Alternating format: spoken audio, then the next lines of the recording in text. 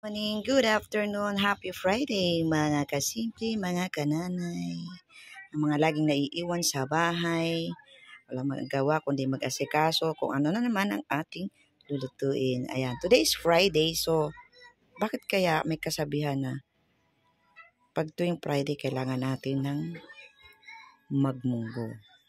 Bakit kaya? Alam mo, nagluluto ako ng munggo, hindi ko pa rin alam ang dahilan. Pakisagot nga. Bakit kaya, no? Bakit kaya? Wala namang konektado sa ano. Ano kaya konektado dito sa munggo? Bakit kailangan Friday? Pero minsan kahit wala pang Friday, nagluluto na ako. Natapat ngayong Friday. Yan, today is Friday. Yan. So ito na meron tayo ditong ampalaya. May ampalaya na, no? May ampalayang bunga na, may ampalayang dahon pa. Gusto ng mister ko kasi meron din siyang nangangata na ganito. So hindi lang dahon. So alam naman po natin pag naluto ng dahon, lumiliit na siya. Ayan. Siyempre may prepare tayong kamatis lang para hindi masyadong kwan. Ayan. Tsaka sibuyas. Siyempre hindi naman po lahat. So ito po ay hahatiin po natin yan, ano? At siyempre meron ako ditong may pork chop dito. Actually ito dalawa ito eh. So galing pa to ng freezer. So paanayin ko muna, palalambutin ko.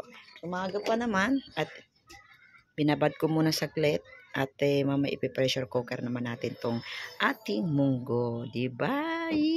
May ulam na tayo. Ang sarap nito, partner, mga isdang prito. Pero ngayon, itong ulam na ito ay maghapon na namin kasi dalawa lang naman kami dito sa bahay. Ayan, so ano pa ang mga preparation yung mga ulam dyan, oy, magluto na kayo. Ayan, pinrepare ko lang po ito para mamaya-maya ay ako'y po'y magluluto na, no? Ako'y muna, maghuhugas, habang naghuhugas, naglalaba, nagpapaikot, ayan. Yan po, yan. Yan, kain muna kayong saging. Yan, charot. Ayan, so bye-bye po and God bless po sa ating lahat.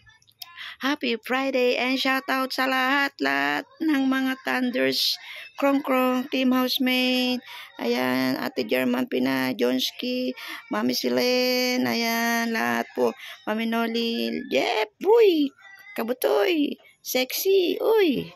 Sa lahat mga naalala ko, shout out. At siyempre sa aking mga apo at kumari ko dyan, Jeg, Atara, and Amara. Yan.